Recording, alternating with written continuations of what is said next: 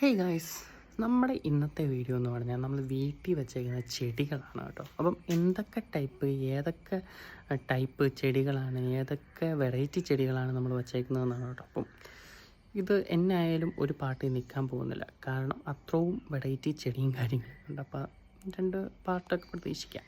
Guys, നമുക്കിത് ഇവിടെ നിന്ന് അങ്ങ് തുടങ്ങാം. അപ്പം ഈ ചെടി എന്ന് പറഞ്ഞാൽ ഞങ്ങൾ കടയിൽ നിന്ന് മേടിച്ച് വെച്ചത് ഒരു സൂര്യകാന്തി ചെടി പോലത്തെ ഒരു പൂ ഉണ്ടാവുന്ന ഒരു ചെടിയാണ് കേട്ടോ ഇത്.